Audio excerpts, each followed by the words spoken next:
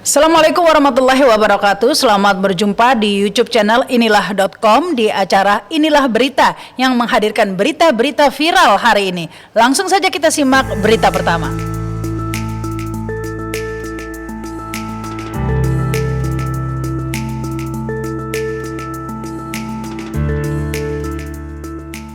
Berita pertama kami membahas yang lagi viral ya setelah Az-Zaitun. Kini media sosial tengah ramai membahas tentang polemik Stadion JIS yang terus memanas. Saking panasnya sampai ada yang mengusulkan agar pembangunan Stadion JIS ini dibentuk pansus begitu ya, karena ini sudah diduga ada malpraktek ya. Setidaknya itu yang diusulkan oleh Sekretaris Fraksi PD Perjuangan DPRD DKI Jakarta Dwi Rio Sambodo.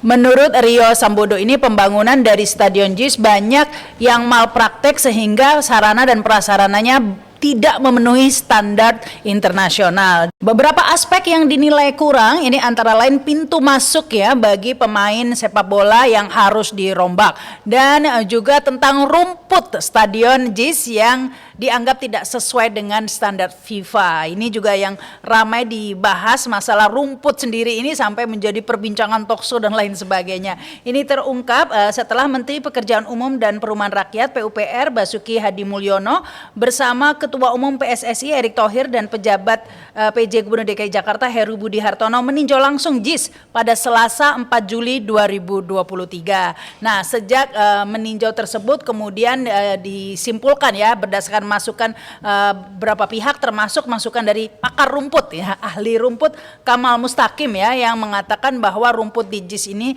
tidak sesuai standar internasional, tidak sesuai standar FIFA dikarenakan hybrid ya. Diketahui bahwa rumput di Stadion JIS ini campuran begitu ya, 95% itu dari Boyolali dan 5%-nya sintetis ya.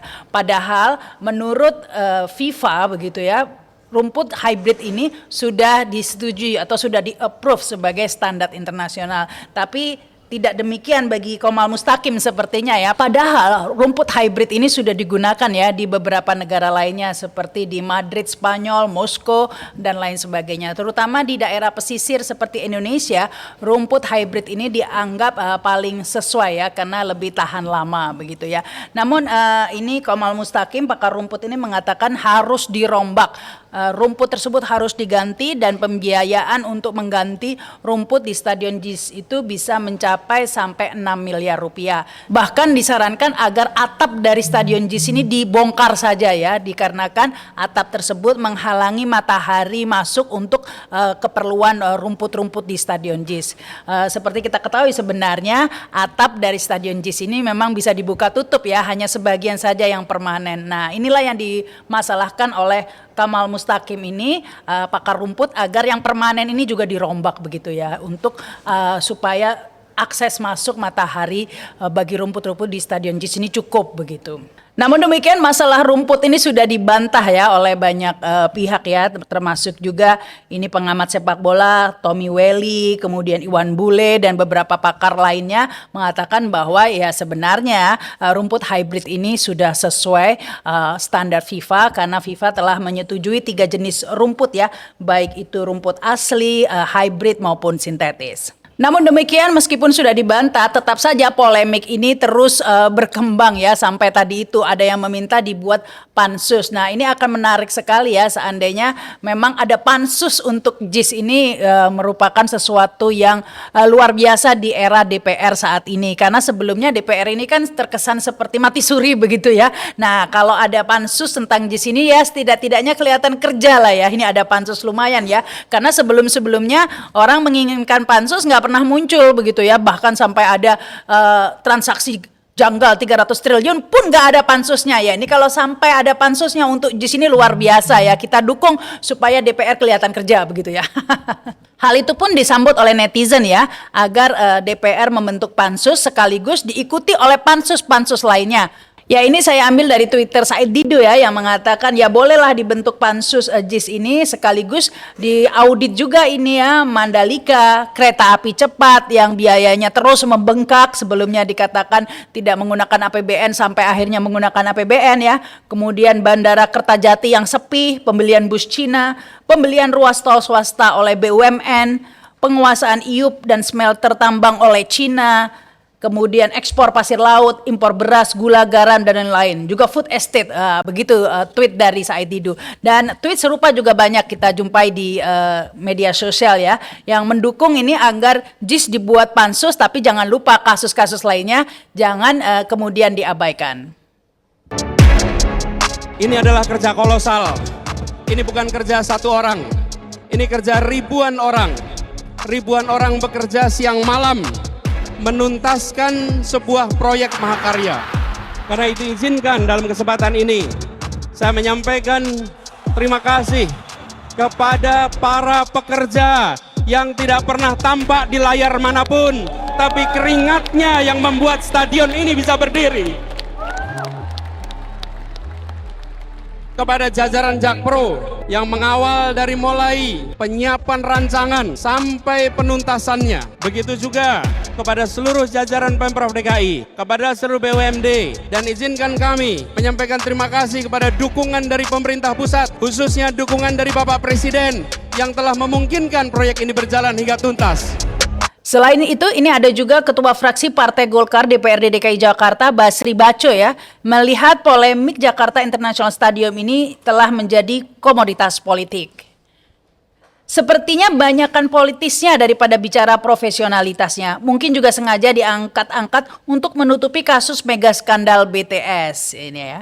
Menurut Sekretaris DPD Partai Golkar DKI Jakarta itu, memasuki tahun politik semakin banyak isu karbitan yang sengaja diolah oleh pihak tertentu. Ya memang masuk akal juga ya, karena setidak-tidaknya setelah ada polemik dari JIS ini benar-benar netizen membahas masalah JIS ini saja, terlupakan oleh kasus-kasus lainnya. Karena memang menarik sekali ya, bayangkan dari kasus JIS ini setelah masalah rumput tadi, tiba-tiba saja di website Bureau Hapot ini ya, suatu perusahaan desain dan konsultan di Inggris ya, yang ikut terlibat dalam pembangunan JIS ini, sebelumnya di websitenya itu ada informasi tentang JIS begitu ya, ada di sana. Tapi anehnya entah mengapa setelah kasus kunjungan tadi itu dan rumput, tiba-tiba informasi tentang JIS ini hilang dari website Bureau Hapot dan kemudian muncul kembali, tapi isinya ini mengatakan bahwa menjelaskan pembangunan dari JIS ini sudah tidak sesuai dengan panduan dari Bureau Hapot dan tidak memenuhi standar begitu ya, karena tidak mengikuti panduan. Tentu saja inilah yang membuat ramai dan menjadi bahan gorengan, meskipun setelah itu muncul berbagai bantahan ya, bahwa ini adalah sesuai standar FIFA. Sesuai atau tidak sesuai, tentunya kita berharap yang berwenanglah yang mengatakan ini, yaitu FIFA sendiri. Biarkan FIFA yang menilai apakah stadion dari JIS ini sesuai dengan standarnya atau tidak ya, karena memang sebelumnya dari FIFA sendiri tidak menginformasikan bahwa JIS ini tidak sesuai dengan standar internasional. Justru sebaliknya begitu ya. Nah, sementara Anies Baswedan sendiri mengatakan bahwa ya ini kan sudah menjadi aset bangsa, stadion JIS ini sudah seharusnya kita apresiasi, kita hargai, dan jika memang ada yang kurang silahkan direnovasi. Nah, saya sependapat juga ya, seharusnya kalau memang ada yang kurang pintunya atau apa ya sudah direnovasi saja, tidak perlu dipolitisasi. Nah, hal itu juga disampaikan oleh Erick Thohir ya, tampaknya yang ingin menyudahi polemik ini. Akhirnya Erick Thohir mengatakan meminta kisruh perbaikan dari JIS ini untuk dihentikan saja. Ya ini Erick Thohir mengatakan, saya rasa gini loh ya, polemik sudah selesai lah, Pak Anies udah bicara ini adalah aset Indonesia, silahkan untuk direnovasi. Saya juga sudah bicara ini jangan isu politis, ini isu kita ingin menyukseskan Piala Dunia U17. Ini kata Erick Thohir ya. Erick Thohir mengaku agar fokus pada persiapan Piala Dunia U17 yang tinggal 3 bulan lagi ya. PSSI telah mengajukan 8 stadion termasuk JIS sebagai calon venue Piala Dunia U17 ke FIFA. Mengenai stadion mana yang akan menjadi venue, kata itu biar FIFA lah yang memilih begitu ya. Jadi dimanapun U17 ini venue-nya, yang penting fokus untuk menyukseskan ya, termasuk prestasi kesebelasan Indonesia pastinya. Berita kedua, kami menyoroti kasus mega skandal korupsi BTS yang terus menggulung nama-nama besar ya, sampai beredar rumor juga bahwa putra bungsu Jokowi, Kaisang Pangarep, juga terlibat di dalamnya.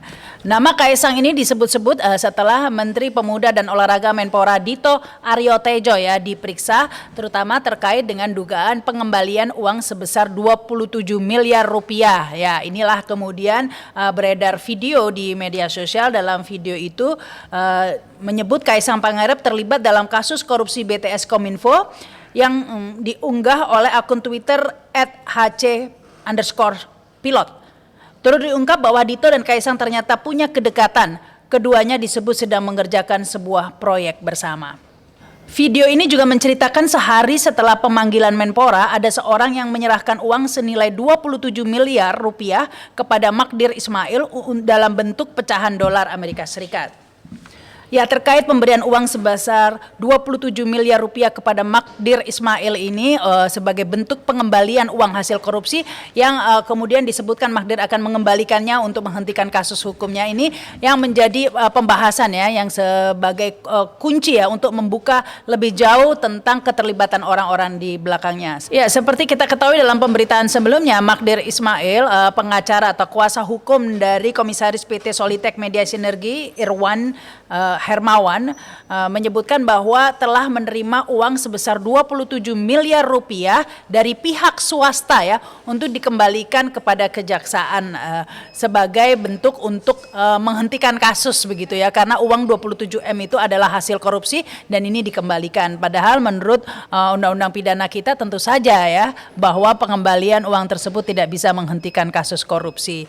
Nah, inilah yang terus menjadi pertanyaan, siapakah yang telah mengembalikan uang 27 M tersebut, karena Magdir Ismail tidak menyebutkan ya sumbernya dari mana. Tapi dari penyelusuran pemberitaan sebelumnya kita ketahui ya, dalam BAP Irwan Hermawan disebutkan telah memberikan uang senilai 27 miliar rupiah kepada Dito ya, Menpora saat itu belum menjadi Menpora, dan dalam rentang waktu November sampai Desember 2022. Penyerahan uang berlangsung 2 kali di rumah Dito, Jalan Denpasar, Jakarta Selatan. Nah, dari informasi inilah kemudian netizen menyambung-nyambung ya bahwa yang mengembalikan uang tersebut adalah Dito. Nah, dalam video yang beredar tersebut dinarasikan ya bahwa ini ada kabar dan insya Allah A1 begitu katanya. Orang yang terlibat di dalamnya itu salah satunya adalah putra bungsu Presiden Jokowi, Kaisang Pangarep.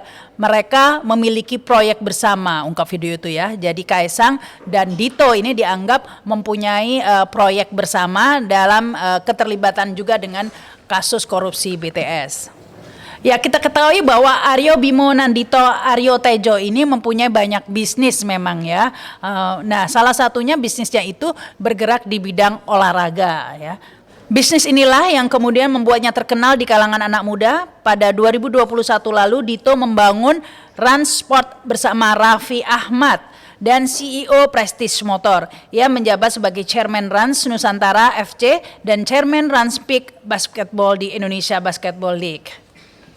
Disinilah dugaan adanya kedekatan Dito dengan Kaisang, sebab Kaisang juga tercatat sebagai komisaris di Rans Entertainment, tempat Rans Sport bernaung. Dalam perusahaan tersebut, Kaisang memiliki 463 lembar saham atau setara dengan kepemilikan 1,15% saham perusahaan.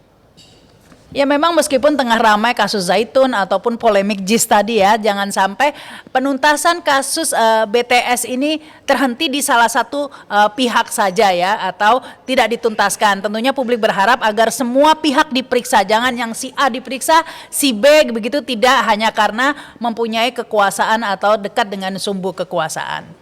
Berita ketiga kita menyoroti nih heboh ya ketika beredar kabar akan digelarnya acara Asian Queer Advocacy Week begitu ya, tanggal 17 sampai 21 Juli ya di Jakarta ya. Acara ini adalah tempat berkumpulnya aktivis LGBT se-ASEAN begitu ya. Nah, tentu saja ini langsung akan menjadi polemik di Indonesia, meskipun tidak dijelaskan ini acaranya tepatnya di daerah mana, tapi disebutkan bahwa acara tersebut akan dilakukan atau diselenggarakan di Jakarta. Acara tersebut diorganisasi oleh ASEAN Shogi Caucus, organisasi di bawah Dewan Ekonomi dan Sosial PBB sejak 2021 dan juga bersama Arus Pelangi dan Forum Asia.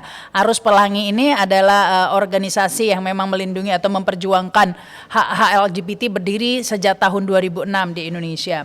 Apakah kalian aktivis queer yang berbasis di Malaysia, Thailand, Laos, Singapura, dan negara lain di Asia Tenggara? Mari bergabung bersama kami dalam ASEAN Queer Advocacy Week Juli ini, kata ASEAN Shogi Caucus dalam pengumuman di Instagramnya ya. Pengumuman tersebut langsung disambut dengan berbagai penolakan ya, petisi-petisi begitu sudah beredar di media sosial, beberapa organisasi keagamaan begitu juga sudah menunjukkan atau menyuarakan penolakan ya akan diselenggarakan acara seperti ini. Karena memang sudah tidak mungkin ya sebenarnya, harusnya aktivis LGBT ini tahu ya bahwa Indonesia ini tidak sama seperti Eropa atau Amerika atau negara lainnya ya. Mungkin sebaiknya acara-acara semacam ini diadakan di negara lain saja ya, meskipun ini ASEAN. Mungkin di Thailand mungkin masih bisa diterima, tapi yang jelas kalau di Indonesia tidak pernah dan tidak akan pernah diterima ya, insya Allah mudah-mudahan ya, karena di Indonesia ini kan sudah jelas mayoritas Islam yang dengan keras menolak LGBT, demikian juga agama-agama lainnya sebenarnya ya. Seharusnya pemerintah menindak tegas ya acara-acara seperti ini, karena jelas ini akan menimbulkan kericuhan atau kegaduhan ya, karena para penganut agama yang dengan jelas melarang gerakan LGBT ini sudah pasti tidak akan terima begitu ya, sehingga kegiatan-kegiatan yang berpotensi menimbulkan kegaduhan atau kericuhan karena bertentangan dengan agama tentunya harus ditindak tegas oleh pemerintah, karena di Indonesia ini berdasarkan Pancasila dengan sila pertama ketuhanan yang Maha Esa. Berita keempat, kami menyoroti RUU Kesehatan ya, yang meskipun mendapatkan banyak protes dari berbagai pihak, terutama dari lembaga profesi, tapi hari ini disahkan di rapat paripurna ya.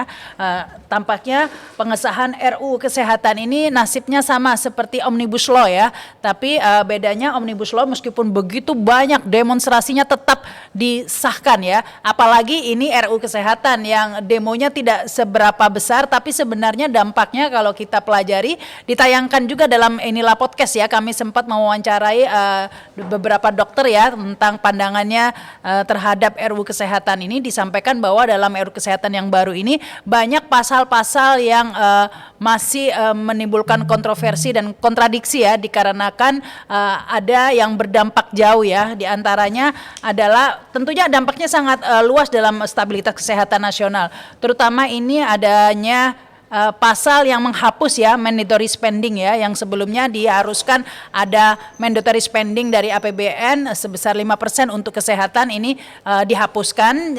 Kemudian ada pasal-pasal lainnya seperti memudahkan dokter asing untuk masuk ke Indonesia, ini tanpa menguntungkan mayoritas masyarakat Indonesia yang masih memerangi kemiskinan. Jadi dengan undang-undang yang baru ini akan dipermudah ya dokter-dokter asing masuk ke Indonesia dengan persyaratan yang lebih lunak ya. Inilah yang dikritisi oleh para lembaga profesi termasuk IDI ini ya, yang juga beberapa kali menggelar demo karena peran dari IDI ini juga seperti dikebiri juga. Ini dikarenakan rekomendasi dokter-dokter yang berpraktek pengawasannya diambil alih oleh pemerintah, tidak lagi ada di IDI begitu ya. Selain itu ada lain pasal-pasal yang menjadi pembahasan atau disoroti, antara lain tentang aborsi nih ya, yang waktu yang diizinkan itu ditambah dari undang-undang sebelumnya itu hanya 6 minggu yang diperbolehkan untuk melakukan aborsi, ini ditambah sekarang menjadi 14 minggu ya. Inilah yang menjadi sorotan karena alasannya untuk para korban kekerasan seksual dan lain sebagainya. Tapi bagaimanapun juga aborsi dalam usia 14 minggu yang harus diperhatikan ya, menurut para dokter ini akan membahayakan ibunya tentunya. Selain itu juga masalah kedaulatan ya data kesehatan di Indonesia ini juga dengan undang-undang yang baru ini dipertanyakan ya, karena tidak ada perlindungan atau aturan khusus tentang data-data atau namanya genome sequence itu ya, yang merupakan data genetik dari Indonesia yang seharusnya dilindungi, karena data-data genom ini merupakan hal yang dibutuhkan untuk membuat obat, vaksin dan lain sebagainya, yang termasuk tentang penyakit-penyakit di Indonesia, tapi tidak ada aturan bahkan diperbolehkan begitu ya dalam RUU Kesehatan yang baru ini untuk mengirim sampel atau data-data genom ini ke luar negeri. Yang pasti pembahasan RUU Kesehatan ini terkesan buru-buru begitu ya, dan tidak transparan, tidak melibatkan para pihak, terutama di dunia kedokteran ini yang menjadi sorotan, dan urgensinya juga dipertanyakan mengapa harus seperti kejar tayang ya. Namun nyatanya tetap saja meskipun banyak protes, hari ini diagendakan untuk disahkan. Kita sampai pada berita terakhir, berita kelima, seperti biasa menghadirkan berita yang tidak penting tapi mengemaskan ya. Kali ini menyoroti pendapat dari peneliti BRIN, Lily Romley, yang mengatakan kemungkinan Pilpres 2024 nanti hanya diikuti oleh dua poros saja, yaitu Ganjar versus Prabowo. Hal ini dilihat dari pergerakan para parpol ya. Nasdem, Demokrat, dan PKS ini butuh sosok cawapres yang bisa diterima secara internal dan mampu memperkuat elektabilitas Anies. Namun menurut Lily Romley ini bahwa elektabilitasnya ini terus menurun begitu ya. KPP mengalami tren penurunan elektabilitas ya, sehingga kemungkinan Anies akan ditinggal anggota KPP melihat rendahnya tren elektabilitas tadi begitu ya, sehingga yang bertahan hanya Ganjar versus Prabowo ya. Itulah yang disampaikan oleh peneliti BRIN Lily Romley. Tapi kalau menurut saya itu tadi bukan penelitian ya, tapi pengamatan ya, semacam pengamat politik jadinya ya peneliti BRIN ini ya. Ya kita lihat saja ya seperti apa, apakah benar ini Nasdem, Demokrat, dan PKS akan meninggalkan Anies. Hal ini dilihat dari pergerakan Demokrat begitu ya, kata Lily Romley, yang sudah menjalin komunikasi dengan PDIP, sehingga ada kemungkinan Demokrat ini hengkang terlebih dahulu dari KPP dan meninggalkan Anies. Tapi pendapat-pendapat semacam ini memang sering kita dengar ya dari berbagai pengamat politik ataupun lembaga survei. Yang menarik kali ini dari peneliti BRIN. Kalau menurut kalian bagaimana? Silakan tulis di komen ya. Ya demikianlah, inilah berita. Pastikan kalian mengikuti terus ya tayangan-tayangan di YouTube channel inilah.com. Jangan lupa subscribe dan komen pastinya. Saya Rahma Sarita, wassalamualaikum warahmatullahi wabarakatuh. Sampai jumpa.